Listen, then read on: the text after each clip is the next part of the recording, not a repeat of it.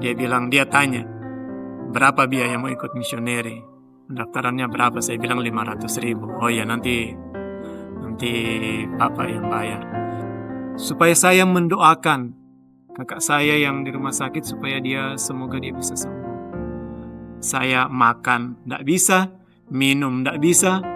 Mau makan langsung muntah darah, minum muntah darah. Saya tidak bisa, dan darah saya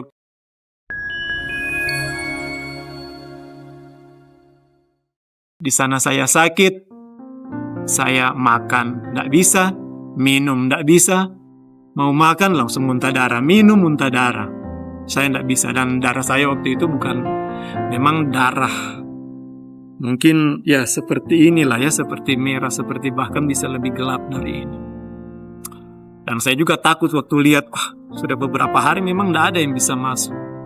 Dan akhirnya saya digotong oleh masyarakat, dipakai tandu, mereka buat tandu, digotong, bawa ke tempat di mana ada pesawat terbang bisa landas di situ. Dan akhirnya saya dibawa ke rumah sakit di Papua.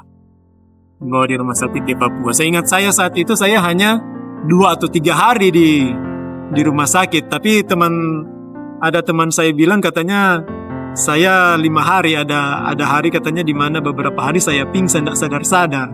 Ya saya tidak tahu itu benar atau tidak, tapi yang saya ingat saya ada 2 atau 3 hari di rumah sakit. Dan setelah saya sembuh, saat itu Direktur Misi Global Pendeta Dike, dia tanya, bagaimana? Mau lanjut balik di Dugun-Dugu atau bagaimana? Oh sir, kita lanjut. Saya mau lanjut di Dugun-Dugu. Saya dikirim lagi ke Dugun-Dugu.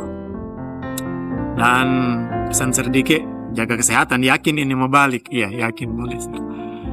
Dan waktu saya balik, ya betul juga beliau punya tidak lama, kurang lebih hanya 1 minggu atau 2 minggu di sana. Akhirnya saya sakit lagi. Tapi sebelum parah seperti yang pertama, saya sudah dibawa pulang. Saya saat itu turun di Enarotali ya. Enarotali, dan akhirnya saya dibawa pulang kembali ke kampus misioneri. Saya menjadi kepala asrama untuk pelatihan misioneri angkatan ketiga saat itu.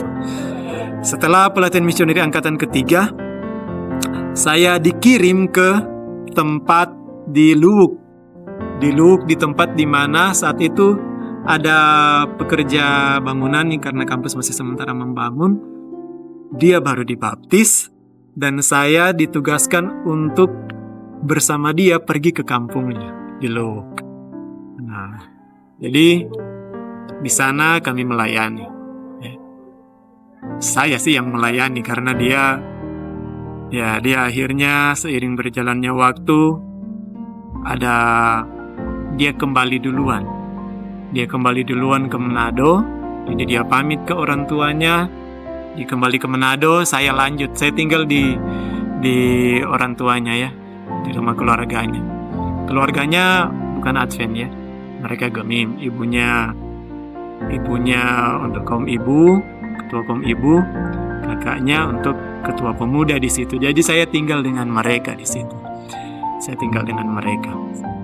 Dan setelah beberapa waktu berlalu, saya dengar kabar, memang bapak itu, saya perhatikan bapak itu dia jarang sekali bergaul. Ternyata bukan karena dia tidak mau bergaul. Memang ada satu momen yang membuat dia sepertinya ya agak dikucilkan lah di kampung. Nah, tapi ada juga beberapa orang yang masih mau bergaul. Nah, lalu saya dengar cerita bahwa bapak ini kalau dia di ladang, di jam istirahat, dia baca Alkitab. Dan memang waktu ke ladang dia sudah taruh Alkitabnya di dia punya keranjang ya. Keranjang dia gendong. Jadi dia baca Alkitab. Wah, waktu saya dengar ini, saya tertarik. Wah, hebat juga ya orang ini. Saya belum pernah alami hal seperti ini. Ketika waktu istirahat, gunakan untuk baca Alkitab. Saya memberanikan diri datang untuk bersilaturahmi lah istilahnya. Dan sebelum itu saya berdoa ya. Saya berdoa, saya datang. Bicara-bicara, bincang-bincang, akhirnya kami buat kesepakatan untuk oke, kita belajar Alkitab. Kita belajar Alkitab. Kami belajar Alkitab. Kami belajar Alkitab, membahas tentang hari Sabat, bahas tentang makanan, tentang baptisan. Dan rupa-rupanya Bapak ini memang bagi saya dia pencari kebenaran. Dia pencari kebenaran dan sebelum mulai dia sudah bilang, dia pernah bertanya kepada gembalanya tentang hari Sabat. Dia pernah tanya tentang makanan, dia pernah tanya tentang Alkitab dari hasil penyelidikannya sendiri. Dan ketika dijawab, bagi dia kurang puas karena penjelasan itu bagi dia gak cocok dengan apa yang ada di Alkitab. Apa yang ada di Alkitab. Jadi waktu ketemu dengan saya, kami belajar, dia bilang, wah ini yang betul. Ketika ada referensi-referensi ayat saya bagikan, dia bilang, wah ini betul, kenapa kok bisa beda ya, padahal kita gunakan Alkitab yang sama. Dia sendiri yang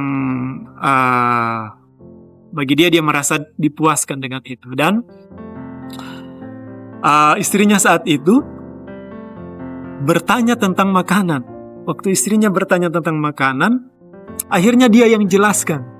Dia jelaskan ke istrinya, oh itu seperti ini, di ayat ini, di ayat ini. Ternyata dari ayat-ayat yang sampaikan, dia juga ternyata punya ada ayat, referensi ayat-ayat yang lain menjelaskan tentang makanan. Dan saya juga dengar, wah ternyata ada ya orang-orang seperti ini. Dia cari sendiri, dia punya referensi Alkitabnya. Bahkan beberapa ayat yang di luar dari yang saya diskusikan dengan dia. Dan ya saat itu dia merasa puas dan dia sangat senang, kami berbincang. Namun memang tidak lama karena beliau juga akhirnya harus jaga di ladang. Kami akhirnya jadi jarang bertemu ya.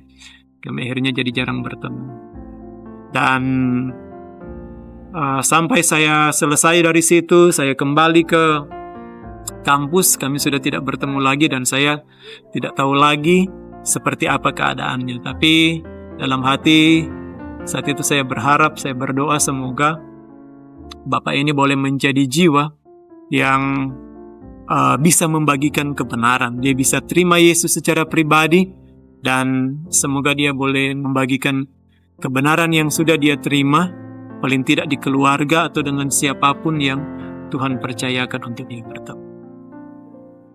Ini mungkin kesaksian saya, semoga boleh menguatkan, dan ayat yang menguatkan saya di pelayanan saya adalah Filipi 4 ayat 13. Segala perkara dapat kutanggung di dalam Dia yang memberi kekuatan kepadaku. Tuhan memberkati.